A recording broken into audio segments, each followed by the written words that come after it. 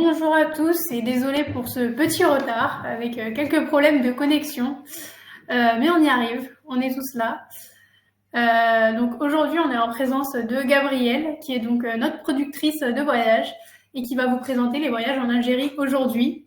Et Slimane, que vous devez déjà connaître, qui est écrivain, journaliste et qui fait aussi beaucoup de conférences avec nous et quelques voyages.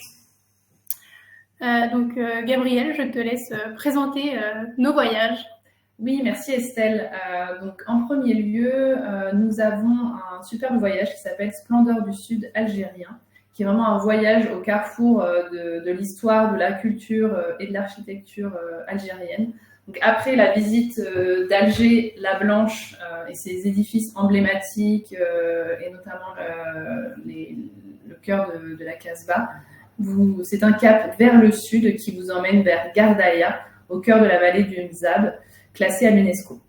Ensuite, à Timimoun, dans la région de Gourara, vous avez des paysages spectaculaires du Sahara, avec notamment la magie d'une nuit en campement.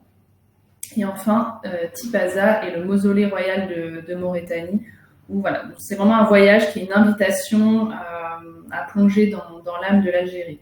Je m'excuse par avance pour les prononciations qui sont peut-être pas forcément les meilleures, mais je fais au mieux. Ensuite, nous avons un second voyage qui est l'Algérie d'Oran-l'Andalouse à Alger-la-Blanche. Ce circuit, il propose plutôt une découverte entre patrimoine historique, sites naturels et culture méditerranéenne, et qui va se concentrer donc autour de Oran et Alger. Donc, à Oran, vous visitez la vieille ville, le quartier Sidi El Ouari et le fort de Santa Claus. Et ensuite, direction Tlemcen avec la grande mosquée et la mosquée de Sidi Boumedienne. Et vous terminez par Alger pour admirer son architecture ottomane avec le jardin d'essai, notamment la Casbah, classée à l'UNESCO toujours, et également une journée à Tipaza. Enfin, on a un troisième voyage, le dernier, mais pas des moindres, qui est l'Algérie romaine, un circuit donc de 10 jours, qui propose une immersion dans les anciennes cités romaines. Donc, là également, vous faites la visite d'Alger, également la visite de Tipaza. Et ensuite, vous allez direction Constantine, une ville suspendue entre ciel et terre. Vous pouvez d'ailleurs voir la photo en bas à gauche, qui est célèbre donc pour ses ponts et ses vestiges romains, et qui surplombe donc les gorges de Rumel, comme on peut le voir. Et vous avez également la visite de Tingad, vous admirez l'une des cités romaines les mieux conservées d'Afrique. Et enfin, vous terminez par Djemila, une ancienne cité romaine également.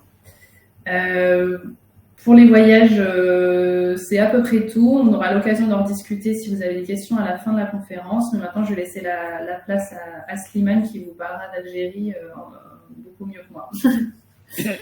Merci Gabrielle et bonjour à tous pour ceux qui viennent d'arriver. Slimane, je vous laisse continuer la suite de la conférence. Merci beaucoup. Bonjour à tout le monde. Eh bien, écoutez, comme vous le savez, l'Algérie, quand on parle de l'Algérie, on parle de ce qui a été un territoire français pendant 132 ans. Autrement dit, parler d'histoire algérienne moderne, c'est parler d'histoire de France. C'est quelque chose que tout le monde n'arrive pas à gérer aisément et que moi je trouve extrêmement stimulant. Extrêmement stimulante, cette hybridation, justement, cette conjugaison de deux destins, deux histoires qui produisent une histoire commune, même si les interprétations sont différentes. Alors, je vois la première photo qui apparaît. Là, nous voyons le littoral de la petite Kabylie, et j'ai choisi de commencer par les montagnes parce que une des particularités, c'est même la particularité dans toute la Méditerranée de l'Algérie, c'est que les 1200 kilomètres de côte de l'Algérie sont presque de bout en bout un mur de montagne. Il n'y a que 3 trouées dans ces montagnes qui s'étendent en pleine littorale. Il y a Oran, il y a Alger, il y a Bougie, en Petite Kabylie, il y a un peu Annaba. Mais à part cela, à part ces poches de terre cultivable qui sont fichées sur un littoral qui est vraiment montagneux, c'est un mur de montagne, cela a déterminé l'histoire de l'Algérie. Comme l'a dit Napoléon, l'anatomie, c'est le destin. Et donc la géographie de l'Algérie, c'est son histoire. Le fait qu'il y ait 3 ou 4 plaines littorales, 3,5, et que derrière elles, il y a des montagnes qui cachent et qui abritent le pays profond, a fait que la particularité algérienne, c'est que les villes du littoral ont toujours été des villes étrangères. Elles ont été carthaginoises d'abord. C'est pour ça que la plupart, une bonne partie des noms de lieux, de villes en Algérie sont des noms carthaginois. Autrement dit phéniciens, autrement dit cananéens. Après, elles ont été romaines, byzantines, vandales, arabes, génoises, italiennes, espagnoles, ensuite ottomanes et ensuite françaises. Et elles ne sont vraiment devenues algériennes sous souveraineté algérienne qu'en 1962. Donc ça, c'est la particularité du pays. Il est abrité par une montagne. Qui plus est, le littoral algérien, autre particularité, n'a pas de plateau continental. En principe, dans la plupart des littoraux, vous avancez dans la mer, ça descend, puis ça remonte et ça fait un plateau. En Algérie, ça descend en V et il n'y a pas de plateau continental. C'est ce qui fait que les ports algériens ont toujours été difficiles d'accès, qu'ils sont tous abrités des vents d'ouest. Si vous regardez Bougie, Annaba, Bougie, Alger, Oran, le port est toujours abrité par une montagne ou une colline qui protège des vents d'ouest. Ça, c'est pour le littoral. Et le littoral, sachez-le, c'est encore, pardon d'insister, mais c'est encore une singularité algérienne. C'est-à-dire que sur les 45 millions d'habitants, 85% s'agglutinent sur le littoral, montagneux, pluvieux, hyper urbanisé. Donc 85% de la population vit sur 15% du territoire. Autrement dit, 85% du territoire qui va vers le Grand Sud, vers la frontière du Mali, presque jusqu'au tropique du Cancer, eh bien, tout ce territoire où se trouvent 98% des richesses de l'Algérie, le gaz et le pétrole, tout ce littoral est sous-peuplé. Ce qui crée de grands problèmes en Algérie qui vont croissant, notamment une immigration qui vient du Niger, du Mali, qui est totalement incontrôlable. Et comme cette immigration ne peut pas aller, contrairement au Maroc, à la Tunisie est proche de la Sicile, la Libye est proche de l'île de Lampedusa, le Maroc est proche du détroit de Gibraltar, fait que dans toutes ces zones que je viens de citer, l'immigration est facile avec l'Europe. En Algérie, c'est impossible.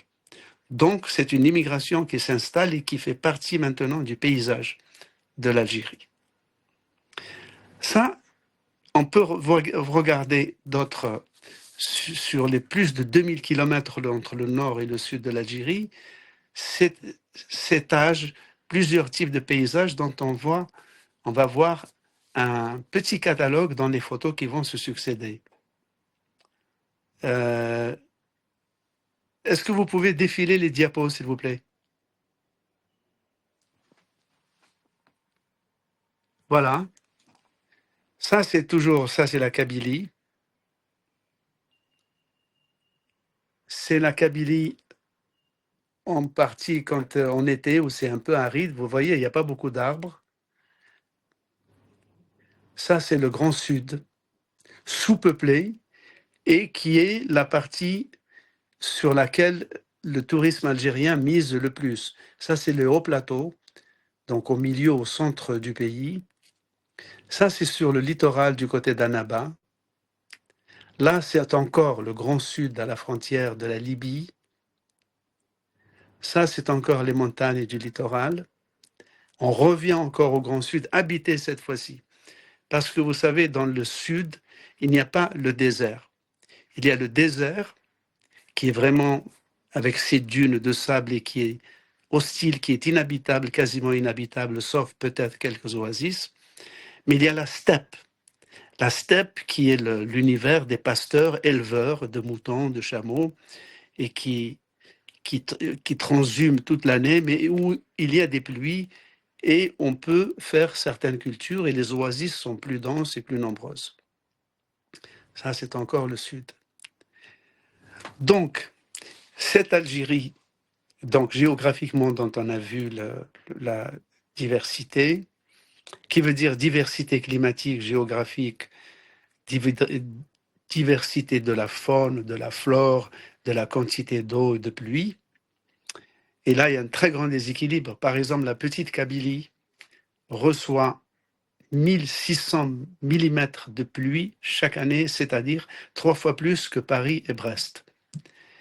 En revanche, dans d'autres zones, il y a très très peu de pluie, si bien qu'il y a des pénuries d'eau dont les populations de l'intérieur souffrent cruellement et qui commencent à être plus ou moins résolues par l'exploitation de la nappe phréatique non renouvelable. Et d'ailleurs, cette exploitation récente de la nappe phréatique fait qu'il y a maintenant une agriculture saharienne où on produit du blé, de l'orge, des légumes et des fruits, y compris des mangues. Alors, l'Algérie aujourd'hui, c'est 45 millions d'habitants, 2,5 millions de kilomètres carrés, c'est-à-dire à peu près plus que 4 fois la France. C'est le plus grand pays d'Afrique depuis que le Soudan s'est séparé de son sud. Donc 45 millions d'habitants. C'est un pays, comment dire, un peu dégingandé parce qu'il est sous-administré. Par exemple, il y a 59 départements. À l'indépendance, avant l'indépendance, il y avait à un moment donné seulement 3 départements, celui de Constantine, d'Oran et d'Alger. À l'indépendance, avec l'augmentation de la population, on est monté à 15 départements.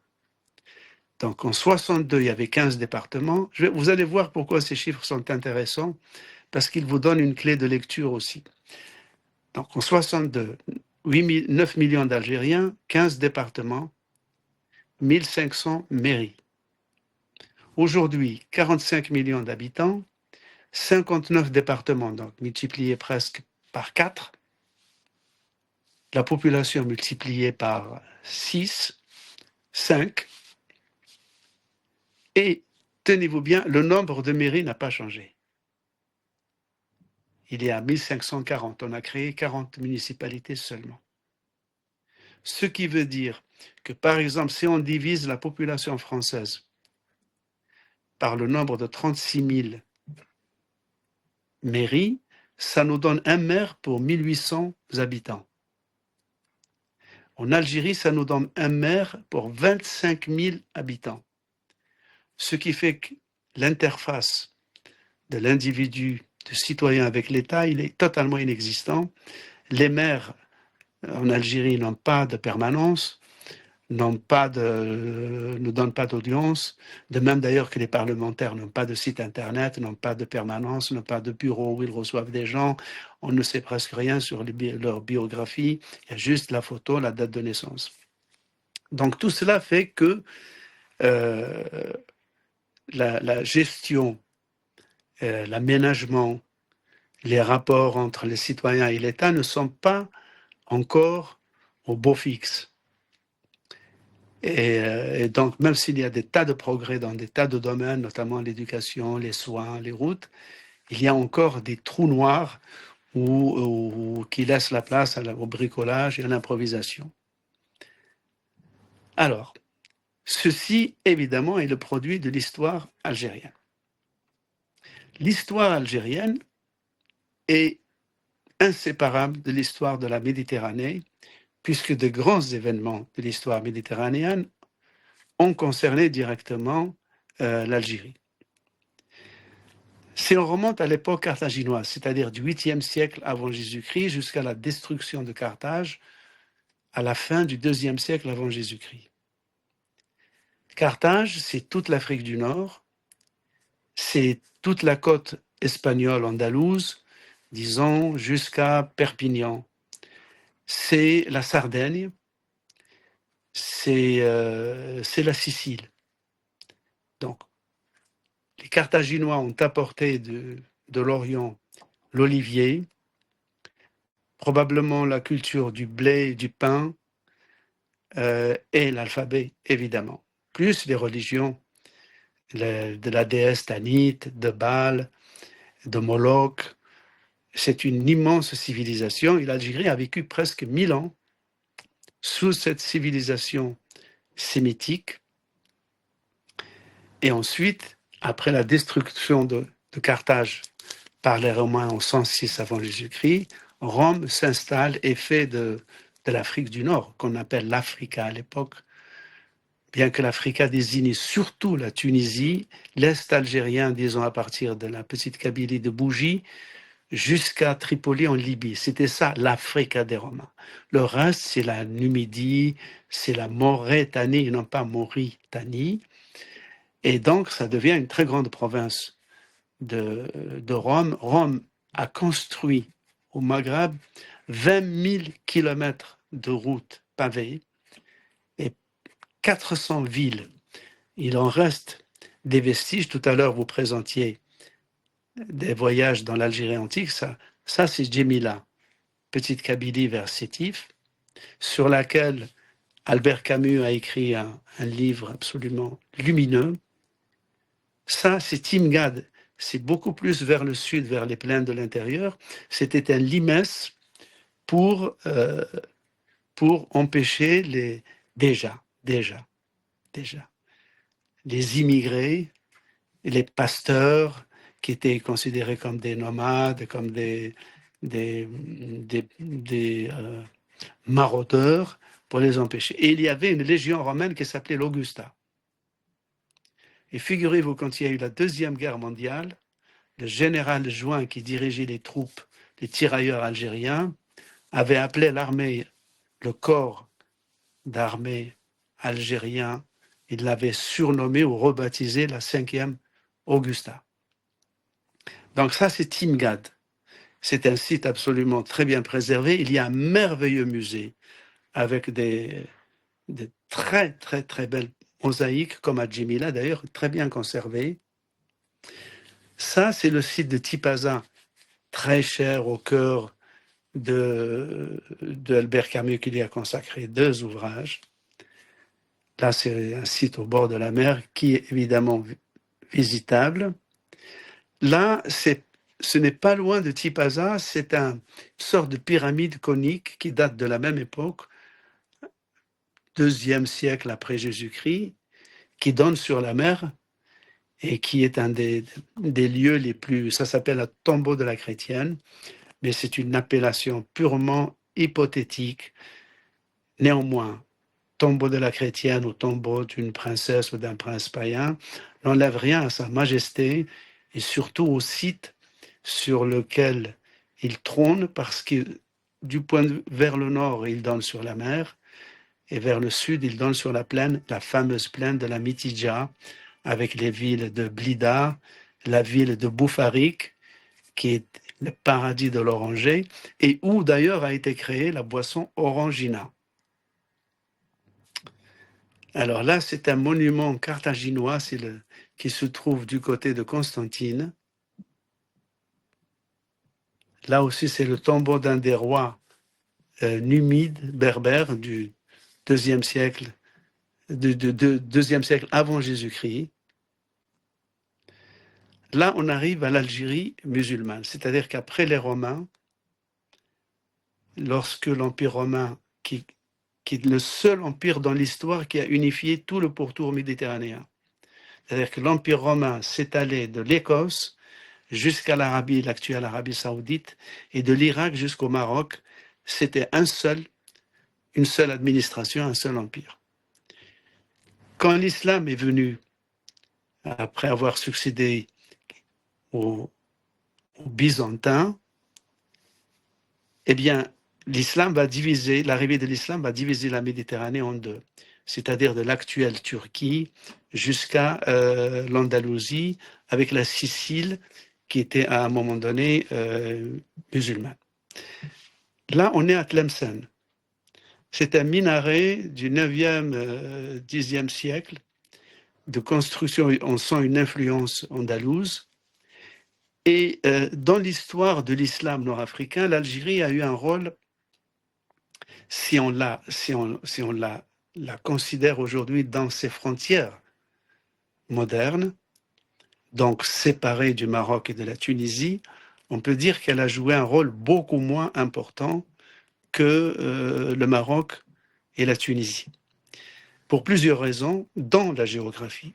Si vous regardez mentalement, vous pensez à une carte de la Tunisie, vous avez une côte qui va du nord au sud, du Cap Bonne jusqu'à la frontière libyenne, mais vous avez un morceau de la côte qui va d'est en ouest, ce qui fait qu'elle a 2 balcons sur la Méditerranée.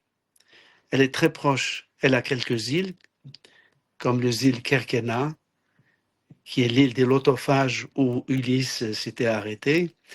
Elle est à quelques 150 km de la Sicile et elle a un littoral qui est plat, donc qui est habitable et qui communique avec le monde extérieur de façon permanente.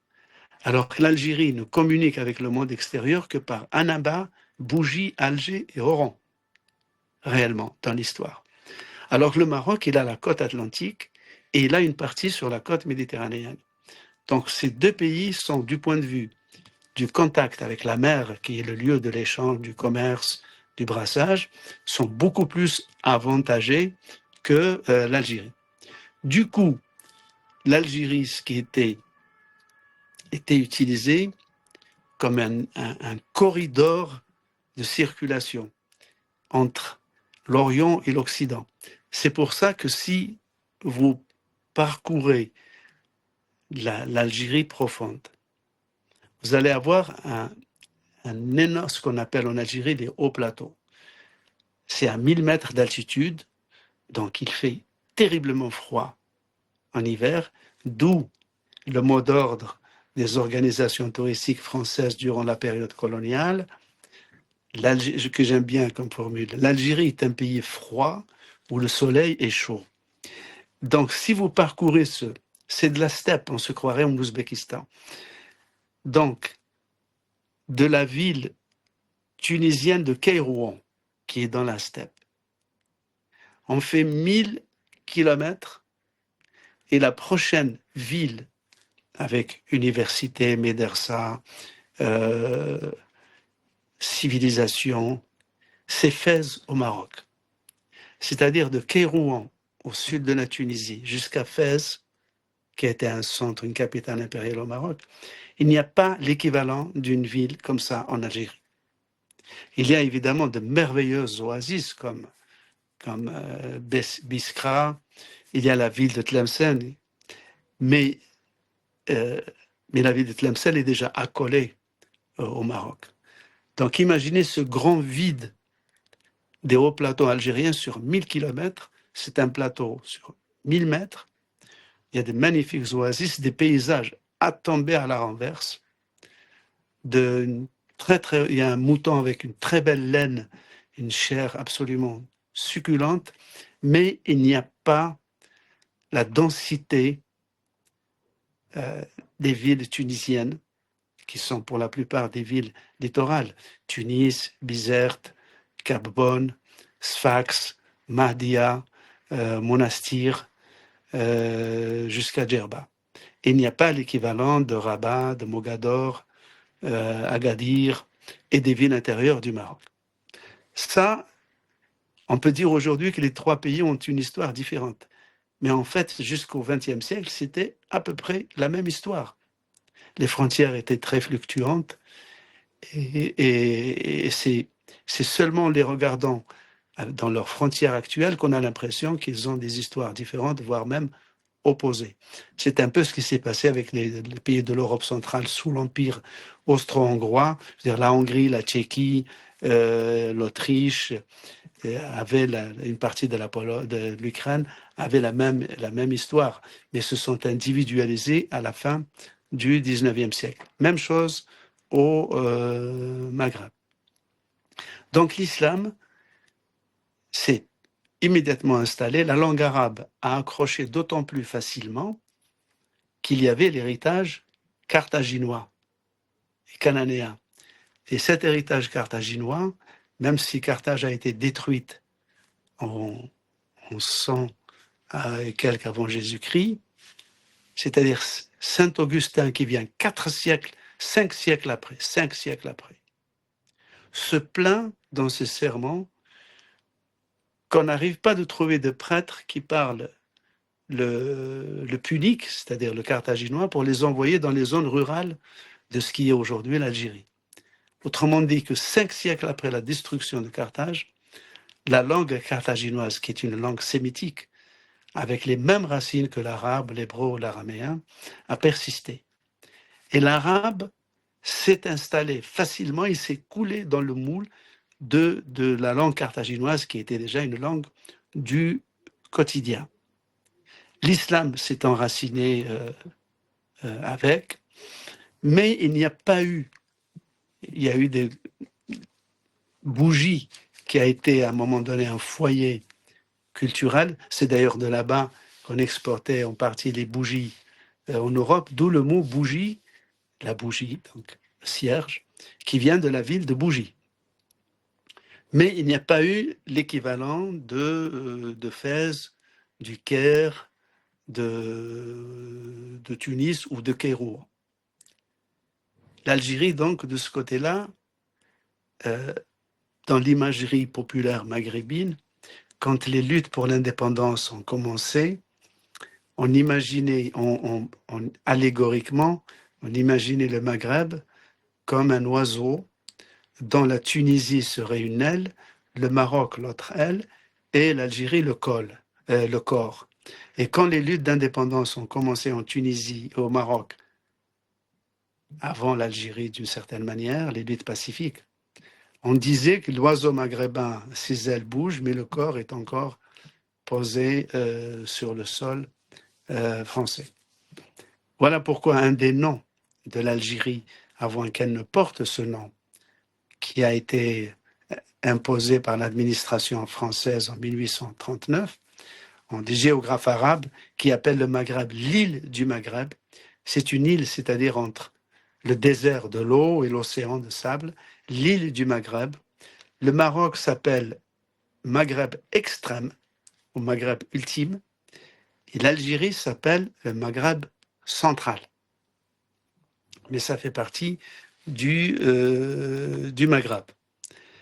Donc tout ça, vous imaginez bien, a créé un mode de vie, très grande diversité linguistique, pas seulement berbère arabe. Il y a des dizaines de dialectes berbères, des dizaines de dialectes arabes, et d'ailleurs tous ces dialectes sont un mixte d'arabe et de berbère avec des mots latins. Par exemple, dans notre dialecte, chez nous, petite Kabylie, pour appeler l'argent, on dit soldi. Sordi, soldis, c'est vraiment un mot latin. Le joug, pour le bœuf, on dit azoug. L'âne, c'est asnus. Autrement dit, beaucoup de termes viennent de... Et après la présence française, des mots français sont entrés, et avec eux des mots italiens, maltais et siciliens. Parce qu'il ne faut pas l'oublier, la majorité, 60% de ceux qu'on appelle les Français d'Algérie, étaient des Espagnols, des Italiens, des Siciliens et des Maltais. Tout ça, c'est une des particularités françaises, puisque pour les conquêtes des terres coloniales ou du Nouveau Monde, les Français sont ceux qui sont le moins partis. Et d'ailleurs, l'Algérie est la seule possession où la France a envoyé en un siècle plus de colons qu'elle n'en a envoyé dans toutes ces autres colonies des Antilles à la Nouvelle-Calédonie en plusieurs siècles. C'est que les Français ne voulaient pas immigrer. Il faisait trop bon de vivre en France, et donc les Français étaient minoritaires en Algérie. C'est pour ça que quand il y a eu l'idée de les rapatrier après 1962, s'était posé la question à un moment donné, si on rapatrie seulement les Français de souche, les Italiens et les Espagnols n'avaient qu'à rentrer dans leur pays ancestral. Et d'ailleurs, il y avait 40 consulats espagnols, et Franco avait envoyé des bateaux à Oran pour rapatrier certains des Espagnols qui l'ont fait. Et beaucoup sont allés en Amérique du Sud, j'en ai même moi-même croisé. Tout ça pour dire que vous débarquez en Algérie. Comment dire, si vous êtes attentif, vous écoutez, vous regardez, il y a en plus de l'émerveillement dans le paysage, il y a des micro-Algéries qu'on peut découvrir à chaque pas. Il faut être attentif à cela. Je veux dire, ce ne sera jamais un terrain balisé dans lequel un guide vous donne tout de suite la clé de compréhension. Il y a vraiment un effort d'imagination à faire soi-même pour accrocher. Et une fois qu'on y a pris goût, c'est une découverte formidable, d'autant plus que pour un Français, l'Algérie, des morceaux d'Algérie peut paraître exotique par certains aspects, mais il ne sera jamais un pays étrange, puisqu'il y a aussi de la France à chaque pas, dans la langue que vous allez entendre chez les gens, et dans le paysage. Je veux dire, des villes comme Oran, Alger, Bougie, Annaba sont des villes françaises. Vous allez retrouver une partie c'est toute la côte d'Azur. En fait, c'est l'autre côté de la côte d'Azur. Vous ne serez pas dépaysés, et les Algériens vous aideront à ne pas vous sentir dépaysés, puisque eux-mêmes vous interpelleront en français, et c'est assez intéressant. Alors, on revient à l'histoire. La ville d'Oran, qui est donc à l'ouest, ici c'est un tableau espagnol qui raconte l'expulsion des Morisques. Là aussi, la question des Morisques a quelque chose qui fait penser un peu à l'actualité, puisque les Morisques, ce sont ces musulmans qui, après la chute de Grenade 1492, on leur a posé le marché de se convertir au catholicisme ou de partir. Bon, la plupart se sont dit, bon, on se convertit, on viendra nous libérer, etc. Bon, ils se sont convertis, l'Inquisition surveillait leur conversion, mais il y a une génération, 2 générations, 3 générations, ils sont devenus de parfaits catholiques, ayant quasiment presque tout oublié. Mais en 1609, l'Espagne a décidé qu'il n'était pas de vrais et de bons catholiques, et on a expulsé à peu près 400 000, 1609. Eh bien, une bonne partie est arrivée à Oran, puis c'est réparti à travers le Maghreb, sont allés à Alger, à Blida, dans l'arrière-pays d'Alger, dans toutes les villes algériennes, à Tunis et à Hammamet en Tunisie, où ils ont apporté l'industrie de la chéchia, la calotte maghrébine.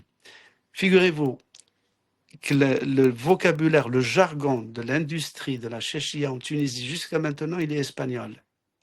Parce que ces braves gens ne parlaient qu'espagnol, ce qui leur a valu d'ailleurs des difficultés d'intégration monstrueuses, parce que comme ils ne parlaient pas arabe, on les soupçonnait de ne pas être de bons musulmans, et donc ils ont eu du mal à s'intégrer. Et Oran, qui sera ensuite occupé par les Espagnols, garde un cachet espagnol jusqu'à maintenant, vous le verrez, et il y a même une arène pour les corridas et des églises.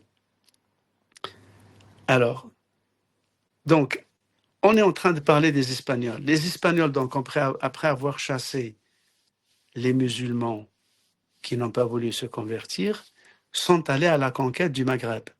Donc, ils ont pris les chrétiens, portugais, espagnols, ils ont pris Ceuta et Melilla, 1415 déjà, bien avant la chute de Grenade, et ensuite Oran, où ils sont restés très longtemps. Il y a une église, Santa Cruz, la Sainte Croix, qui domine la ville d'Oran et qui est éclairée la nuit, ce qui fait que Alger, qui est dominée par l'église Notre-Dame d'Afrique, et Oran par Santa Cruz, sont les seules villes musulmanes au monde qui sont dominées par des images de la Vierge éclairées la nuit. C'est assez extraordinaire d'admirer ça. Si vous allez, franchement, ce spectacle vaut la peine. Vous avez la ville qui est illuminée et vous avez des collines et tout au-dessus, comme un astre, les croix et l'image des cathédrales.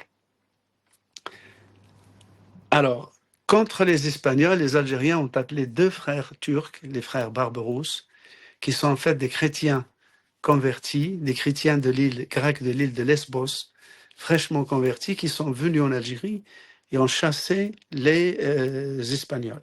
Ils sont venus en 1517 et depuis 1517 jusqu'en 1830, l'Algérie sera sous la coupe de l'Empire ottoman via la régence d'Alger. Mais le nom d'Alger désignait seulement le département d'Alger. Les Turcs avaient coupé l'Algérie en 3 départements, Constantine, Alger, Oran, et les Français ont repris à peu près le même découpage. Donc, 313 ans de présence ottomane, de domination ottomane, jusqu'à la fameuse scène que vous connaissez du Dey d'Alger, du Dey turc, qui était d'ailleurs le seul Dey d'origine vraiment turque. Tous les autres Dey d'Alger étaient des Européens convertis à l'islam qu'on appelait en France, qu'on désignait comme des renégats. C'est-à-dire ceux qui ont renié leur origine chrétienne. Ou au XIXe siècle, on les appelait des Turcs de profession, c'est-à-dire ceux qui sont devenus Turcs par métier et non pas par conviction. Il n'empêche, ils ont tous vécu et laissé des enfants en bons musulmans. Et donc, Alger a été dominé par des beys albanais, géorgiens, corses, siciliens, dont l'un d'eux s'appelle Hassan Mezzomorto, l'autre s'appelle Hassan Corso. Et il y a eu un Hollandais même. C'est vous dire que c'était une région extrêmement cosmopolite. C'était aussi, il y avait déjà la pratique des otages. Il y avait des otages maghrébins capturés par des pirates européens en Méditerranée et emprisonnés à Marseille. Et Alger était aussi un lieu de détention d'otages. Et il y avait des associations caritatives des 2 côtés qui s'occupaient des rachats de ces esclaves. Alors, donc, 1830, suite au coup d'éventail qu'a donné le Dey d'Alger au consul de France, la France s'est sentie humiliée, mais c'était surtout le bon prétexte pour Charles X de faire une campagne, une diversion vers l'extérieur pour asseoir sa popularité. Et il s'est fait aider par les Européens aussi, qui avaient un compte à régler avec l'Empire ottoman, qui commençait déjà à battre de l'aile. Alors, à propos de ce coup d'éventail du Dey d'Alger au consul de France qui a provoqué, donc, qui était le prétexte officiel et officieux de l'invasion, il y a une blague algérienne d'aujourd'hui, un peu d'humour quand même. Alors, c'est le consul de France qui va voir le président algérien, et le président algérien s'énerve et lui donne un coup d'éventail. Et l'ambassadeur de France, stoïque, lui dit: Monsieur le Président, vous nous avez fait le coup déjà une fois, on ne reviendra plus jamais. Et vous voyez donc l'histoire, même si les rapports actuellement sont absolument, lamentablement exécrables, ce crépage de chignon entre l'Algérie officielle et la France officielle, l'humour garde sa place et les relations entre les 2 peuples sont des relations, comme vous le savez, même des relations matrimoniales et plus seulement d'héritage commun ou de voisinage. Alors ça, c'est la guerre, donc de conquête, qui a été cruelle. et qui a fait des centaines de milliers de morts. Du côté français, le climat n'était pas supportable pour les colons. Beaucoup ont été décimés par le paludisme. C'est d'ailleurs en Algérie que Lavran a découvert la quinine à Constantine pour soigner le malaria ou le paludisme. Et donc, cette guerre de conquête a été terrible. Et il y a eu l'émir Abdelkader, qui a été le chantre de la résistance algérienne. Il était originaire de l'ouest algérien. Et donc, il a résisté pendant 17 ans. Après, il s'est rendu au duc d'Aumale. Et Napoléon III l'a honoré et lui a donné une pension. Il l'a fait installer à Damas. Et à Damas, il y a eu un pogrom antichrétien en 1860. Il est intervenu avec ses Algériens, les sabres à la main.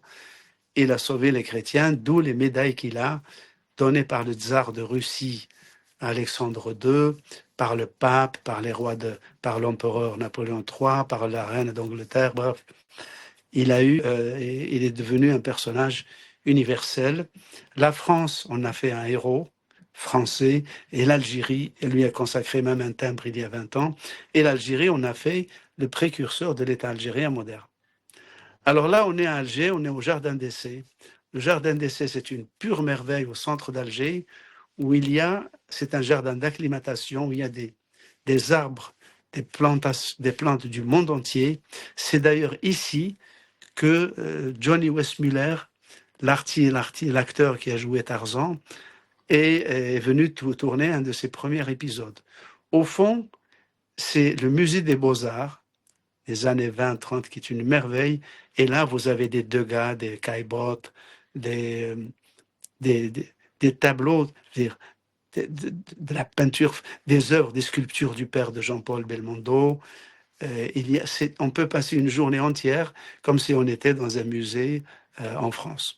Parce qu'après l'indépendance de l'Algérie, il y a eu un accord pour que toutes ces œuvres restent en Algérie. Il y a des coraux, il y a des Cézannes, il y a de véritables merveilles que vous pourrez savourer tranquillement.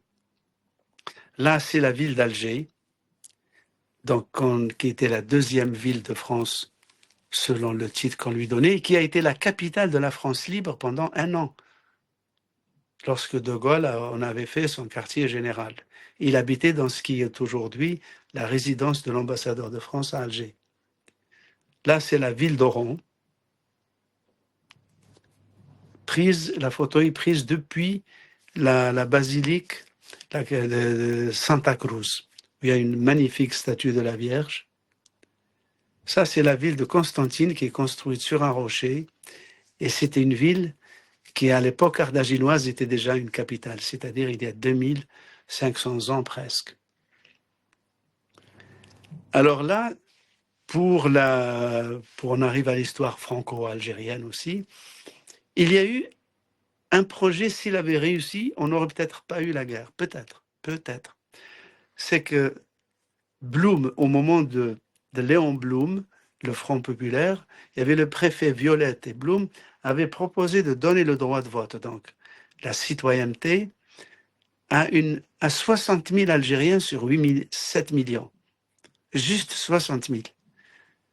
Pour qu'ils deviennent des citoyens à part entière. Et des 60 000, c'est-à-dire des gens qui étaient francisés, instruits, qui avaient des décorations militaires.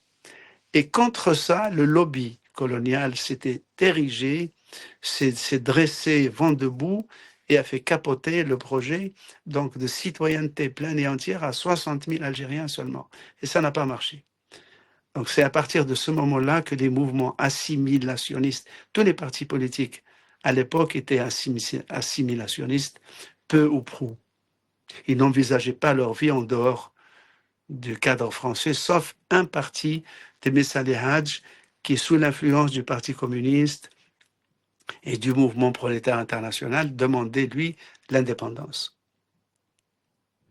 Alors, ceux-là, ce sont les 6 bonhommes qui, en 1954, après s'être réunis pour déclencher la guerre d'indépendance, sont passés à Bébelwad, rue de la Merne, et ils ont pris une photo en se disant, peut-être, ça deviendra un monument historique. Et effectivement, ce sont ceux-là qui ont conduit à l'indépendance de l'Algérie.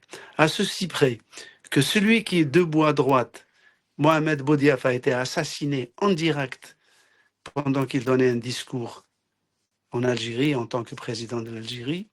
Celui qui est assis à gauche, Krim Belkacem, qui a signé les accords d'Évian, qui devenait un opposant, a été assassiné par les services algériens à Francfort.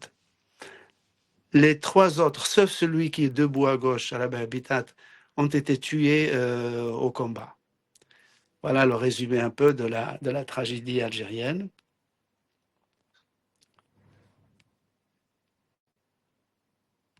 Alors là, on est, parlant cuisine, le couscous est un plat qui remonte probablement à l'époque carthaginoise.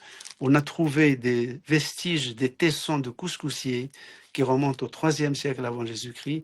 C'est un plat maghrébin, mais il n'empêche que pour le faire inscrire dans le registre du patrimoine immatériel de l'UNESCO, il y a eu un crêpage de chignons entre marocains et algériens absolument incroyable.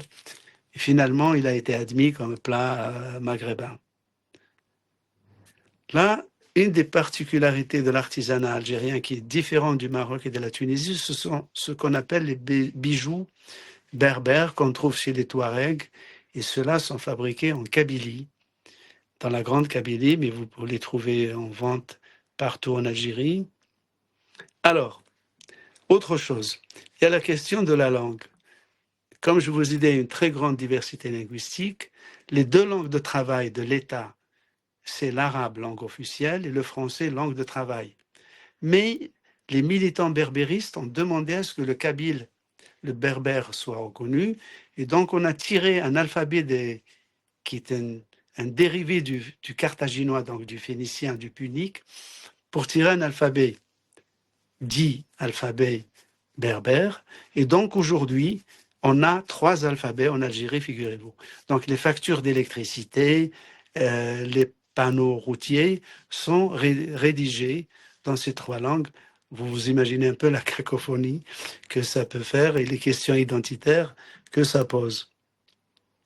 Sinon, pour les richesses, l'Algérie, sa richesse, c'est le sous-sol saharien qui est inhabité, sous-peuplé.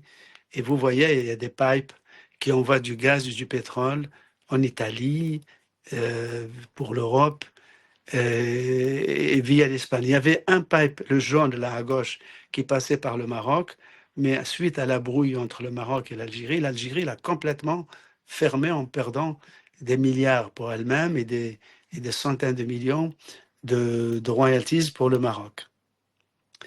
Alors, à Alger, un des monuments urbains, outre les quartiers de la ville moderne, où il y a les merveilles de l'architecture, Art déco, Art nouveau, Second Empire, il y a de vraies merveilles. Il y a la Casbah, qui est d'ailleurs amplement délabrée, mais dont les habitants commencent à ravaler, restaurer, réhabiliter certains quartiers comme celui-ci. Il y a évidemment la basilique de Notre-Dame d'Afrique qui fait face, qui est un peu le double de Notre-Dame, celle de Marseille, pardonnez-moi, je n'ai pas le nom en tête. Et cette église, son parvis, si vous y allez, je vous suggère d'aller le soir et vous verrez des familles musulmanes, dont des femmes voilées, viennent parce que c'est un lieu qui domine toute la baie et c'est un lieu de repos. Et d'une certaine manière, ça fait vivre cette église où d'ailleurs, à l'intérieur, voilà, elle domine la ville, comme ça, la nuit. Et à l'intérieur, regardez, on lit Notre-Dame d'Afrique, priez pour nous et pour les musulmans. Il y a même, j'ai vu même, et vous pourrez voir à l'intérieur, des ex-voto de familles musulmanes qui ont imploré la Vierge pour la guérison d'un membre de leur famille et qui, une fois guéris, sont venus mettre un ex-voto qui est à l'intérieur de l'Église. Il y a aujourd'hui une communauté catholique algérienne. D'ailleurs, l'archevêque d'Alger est un franco-algérien, c'est un Français qui a été naturalisé algérien, comme Monseigneur Duval, qui était pour l'indépendance avait été naturalisé algérien. Donc, on a eu 2 archevêques français naturalisés algériens. Les autres étaient des Arabes, jordaniens ou palestiniens. Donc, il y a une communauté catholique algérienne de nationalité algérienne, dont beaucoup sont des familles kabyles converties par les Pères blancs, qui ont joué un grand rôle en Algérie. Mais il y a maintenant des églises évangéliques qui recrutent et qui comptent à peu près une 50aine de milliers d'évangéliques, notamment en Kabylie. Et donc ce type de système a provoqué des révoltes, notamment le Irak entre 2019 et 2021, à cause qui s'est arrêté à cause du Covid et de la répression. Mais pendant 1 an, on a vu des centaines de milliers de gens qui descendent dans la rue pour critiquer le système, demander un État civil, démocratique. Et vous voyez, la plupart des pancartes sont écrites en français. Il y en a même eu certaines écrites en chinois. Mais c'est l'Algérie, donc un pays foisonnant, jeune. 2/3 des Algériens n'ont pas connu la guerre d'indépendance, mais ont connu la guerre civile entre 1992 et 2000. Voilà, alors ça, ce sont des images de l'Algérie. Donc, on vous dit merci. Et maintenant que j'ai terminé mon exposé, si vous avez des questions, je répondrai volontiers. Merci Slimane pour cette belle aperçu de l'Algérie. C'était c'était très enrichissant. Ça donne envie de partir avec les voyages que Gabriel nous a présentés tout à l'heure. Donc ça a très bien complété. Merci Slimane. Merci à vous et bon voyage pour ceux et celles qui vont partir. Vous verrez.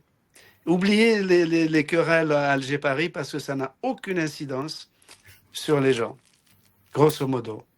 Je ne sais pas s'il y a des questions. N'hésitez pas à les écrire dans le chat.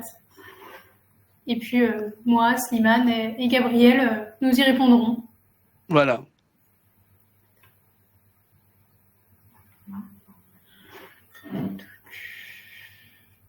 Alors, tout le monde a dit que c'était très bien, très passionnant. C'est une bonne nouvelle.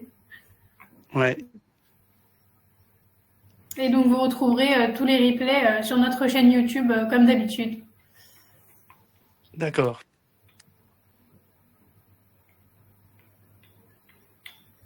Écoutez, ça n'a pas l'air d'avoir de questions. C'est que tout était très clair, je pense. D'accord. Ben, tant mieux. Si le message est passé. Effectivement, c'est très bien. Voilà. Ah, si on a une question. Je pense que c'est pour vous, Slimane. Le français est-il encore enseigné en Algérie? Oui, le français est encore enseigné. Il est dans les écoles publiques, il est obligatoire à partir de la 3e année du primaire. Je dis bien obligatoire. Il est dans le cursus de l'éducation nationale. Il y a plus de 100 journaux en langue française. Rien qu'à Alger, il y a une vingtaine de quotidiens. Je dis bien de quotidiens en français, c'est-à-dire 3 fois plus qu'à Paris. Il y a une radio en français, il y a une télévision algérienne qui s'appelle Canal Algérie, qui est entièrement en français.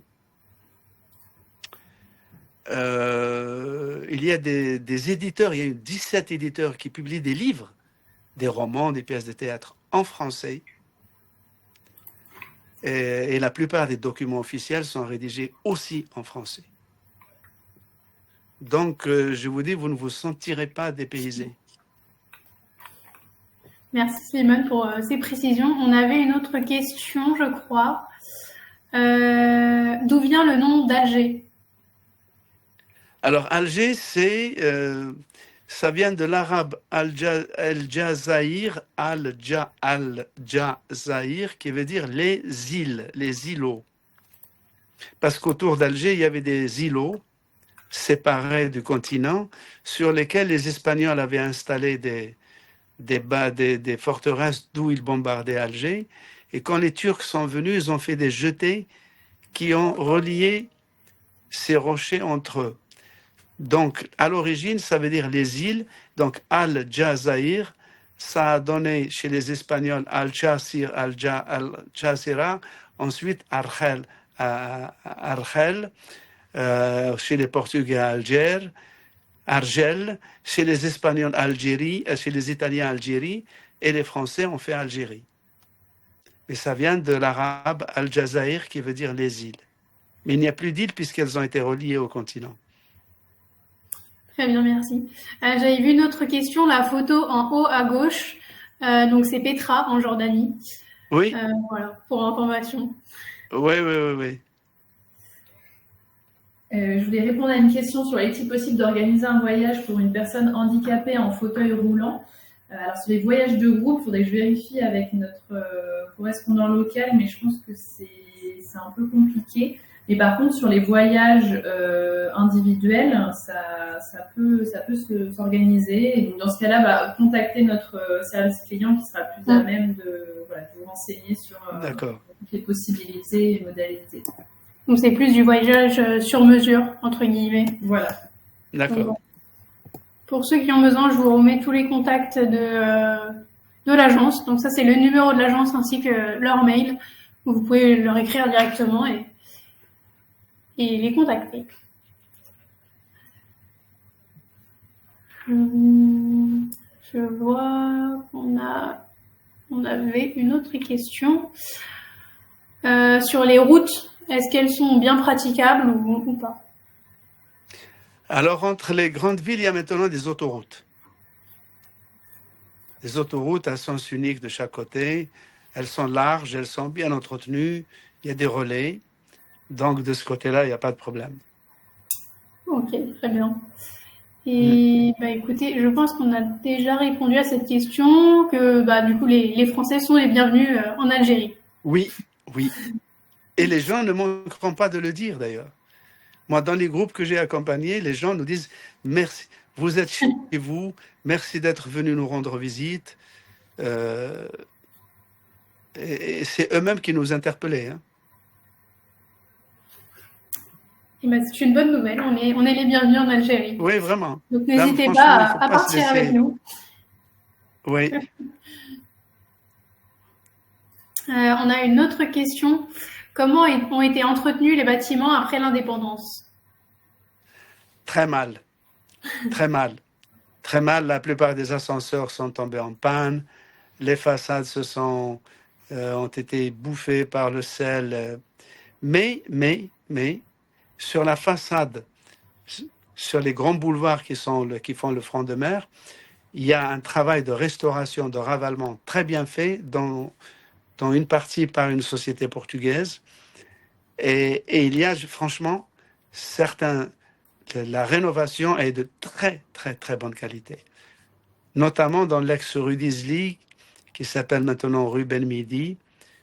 Il y a de merveilleux ravalements et ça donne un coup de jeune à la ville. C'est assez ravissant. Mais il y a encore du boulot. Hein. Beaucoup de boulot. On a une autre question. Donc Laurence nous demande si Albert Camus est-il considéré comme un Français ou un Algérien ou les deux? Les deux. Par exemple, la phrase où il a dit, on lui a beaucoup reproché la phrase où il a dit « Entre la justice et ma mère, je choisis ma mère ». Beaucoup disent « Ouais, il choisit sa mère et pas la justice ». Mais la plupart des gens pensent qu'il n'y a pas un Algérien qui va préférer la justice à sa mère. Je veux dire, plus algérien que ça, et on ne peut pas faire mieux. Moi, je pense que c'est la phrase qui fait de Camus vraiment un Algérien. De tempérament, je veux dire, c'est pas une ethnie être algérien. C'est une construction mentale qui est le résultat d'une histoire, une sensibilité, un tempérament et un mélange unique de défauts et de qualités. Et je pense qu'on va prendre une dernière question que je vois, c'est quelle est la différence entre les Kabyles et les Berbères? Alors, les Kabyles, ils habitent une région qui s'appelle la Kabylie, comme si on disait par exemple les Normands. Et les Berbères, ce sont c'est une langue, une culture qui, elle, dépasse la province de la Kabylie. Donc, les Kabyles sont les Berbères d'une région qui s'appelle Kabylie, dont ils portent le nom. Très bien. Mais ailleurs, ce sont des Berbères qui ne portent... Il y a des Berbères qui portent le nom du Mzab, par exemple, les Mozabites du Sud. Eux sont Berbères, mais on appelle les Mozabites parce qu'ils habitent une région qui s'appelle le Mzab, et ils sont aussi Berbères. Ils portent le nom de leur localité. Les Kabyles portent le nom de la province Kabyle. La province de Kabylie. Très bien, merci Slimane. Eh bien, écoutez, s'il n'y a pas d'autres questions, je vois que plus personne n'est en train d'écrire. On va pouvoir terminer cette conférence et je vous dis à tous à bientôt et bonne journée. À bientôt, au revoir. Merci Slimane. Merci Slimane. Au revoir. Au revoir. Au revoir.